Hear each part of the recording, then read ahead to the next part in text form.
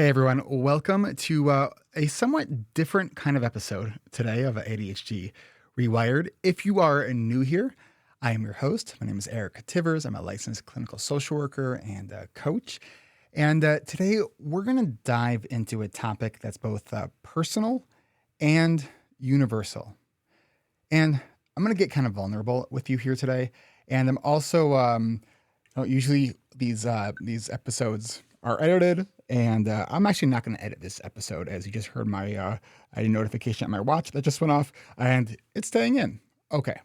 Before we get into today's topic, I do want to let you know that our spring coaching groups, which start on Thursday, um, is experiencing a lower than typical enrollment this season, which is why for the groups that start this Thursday, April 11th, 2024, we are going to give you the chance to join us for only $999. That's 50% off my section. That is $650 off Coach Brian and Coach Kristen's sections, as long as you sign up by this Wednesday. And you can do that by attending our last registration event, which is on Wednesday at 12 p.m. Pacific, 3 Eastern, or by going to coachingrewired.com and scheduling a one-on-one registration interview if that event time does not work for you. So come join us for our lowest price since 2017 for only $9.99. And if you qualify for PayPal credit, you can break it up over 6 months interest-free, which comes out to just about $166 a month. It is the same great program and the same great community at a shockingly low price. So go to coachingrewired.com to get started with your pre-registration and add your name to the interest list, and we will be in touch. All right, so today's episode is titled When What Was Working Stops Working. And it's a reflection on the journey of ADHD Rewired over the last decade or so, and kind of where we are right now, and maybe a little bit of where we're going to be headed. And we're going to end today's episode with 10 tips that you can use when what was working stops working. For those of you who have been with us from the beginning, you know that we have experienced an incredible journey together. And we were the number one rated ADHD podcast for 8 consecutive years. And that's a title that we've held with pride and gratitude. Our group coaching program has grown consistently during that time, and we were even featured as one of the innovative programs at the International Conference on ADHD back in 2019. And we've built a community that has really been a source of support, inspiration, and transformation for so many. But as with all journeys, there have been twists and turns, unexpected challenges that have forced us to reevaluate and adapt. So, in the world of ADHD, this is a familiar theme. We find strategies that work for us, routines that bring stability and productivity. And then, for reasons that are often beyond our control, those strategies seem to just stop working. It could feel like hitting a wall, and it's a feeling that I know that many of us in the ADHD community know all too well. And in the past year, ADHD Rewired has also faced its own set of challenges. The landscape of ADHD support has changed dramatically with a surge in new podcasts and coaching programs out there. When I started ADHD Rewired in 2014, I think there were like 7 or 8 other ADHD podcasts, and I just counted on Apple Podcasts, and with a podcast with just the title ADHD in the name, there are 120 specific ADHD podcasts, and there are a lot of other ADHD podcasts that don't even have ADHD in the name. This influx combined with all the economic uncertainties, and I also know that lots of people are just kind of tired of being on Zoom, as an after effect of COVID, which I totally get, but it has affected so many of us, and it's made it more difficult for us to fill our coaching programs. It made it more difficult than it once did. So, and after talking to a number of other ADHD coaches out there who also do group programs, it also looks like this is happening across the board. It's a situation that has prompted a lot of reflection and reevaluation, and has also forced me to make some really difficult decisions, which included having to trim down my team. For a decade, we've been on a trajectory of growth and success. We've built something truly special. During the peak of the pandemic, we were doing 5 groups and we had a wait list, and we built a team to support this heightened demand. And over the last year or so, things have changed. Over the last few seasons, due to decreased demand, we went back to doing 3 groups, and even those were not so easy to fill. So we even lowered our prices, which have helped, but I do think because of the economy and the current influx of other ADHD programs out there, what we're facing now is what was working is no longer working.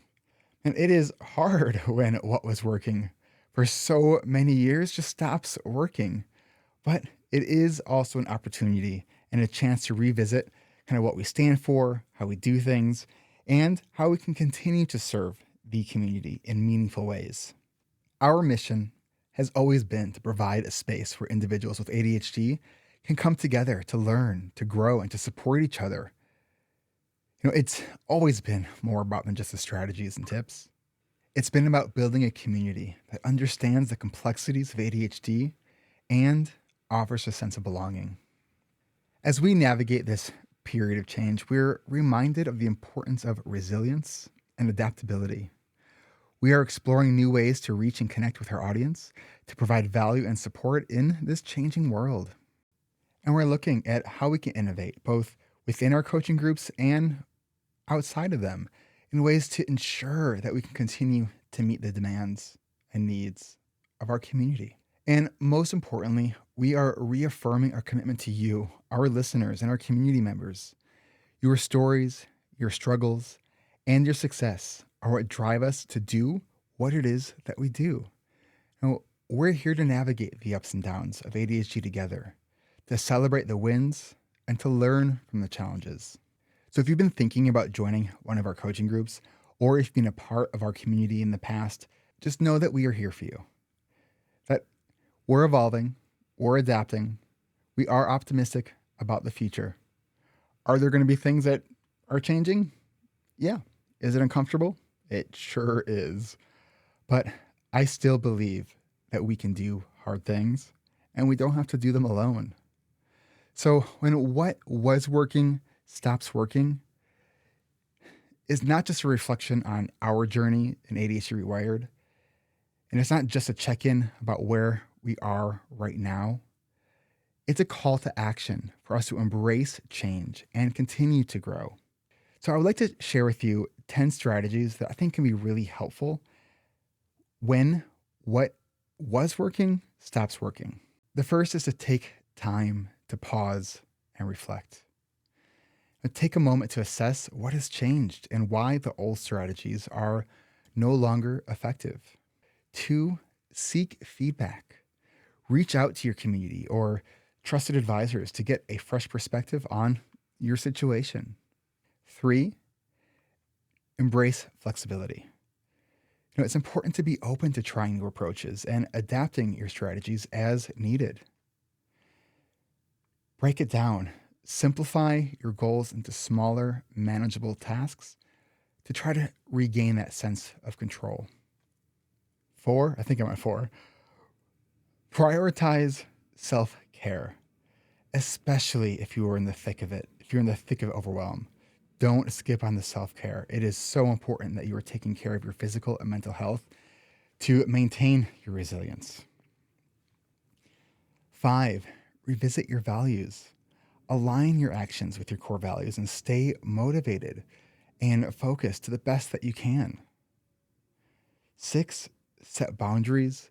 Define clear limits to protect your time and energy as you navigate change. 7, and this has been a big one for me lately, focus on what's working and express gratitude. Express gratitude for what you have, even the little things and the progress you've made. 9, stay curious. Approach challenges with a mindset of curiosity and with a willingness to learn. And celebrate those small wins. And I must have really been thinking about gratitude because I added that one again. So, yes, add more gratitude. Acknowledge and celebrate each step forward, no matter how small. Okay, I think that was 10, but here is one more, and I'm really serious about this one. Don't struggle alone. You know, it's been a struggle figuring out how we're going to pivot and adapt uh, here with what we have going on. But don't struggle alone if you're stressed, if you're overwhelmed, if you're feeling anxious, if you're feeling stuck. Reach out for help. People genuinely do want to help. And remember that change is an inevitable part of growth. When what working stops working, it's an opportunity to explore new possibilities and deepen our understanding of ourselves and our ADHD journey. I'm sure I'm going to have more to share in the weeks and months to come. And if today's topic has struck a nerve with you and you want to talk about it with me or our coaches, we are doing our live Q&A this Tuesday. We do it every second Tuesday of the month at 12:30 p.m. Central. That's 10:30 Pacific, 1:30 Eastern. And you can register for our Q&As at our website, our newly designed website, I should say, at ADHDrewired.com. Also, I want to let you know for the time being, I'm probably going to be releasing fewer episodes. So I might be releasing one every couple weeks. So if you have not listened to the backlog, if you didn't start from the beginning, maybe do some time traveling. Go back to episode 1 because we really have come a long way. To all of our listeners, to our community, I love you and thank you.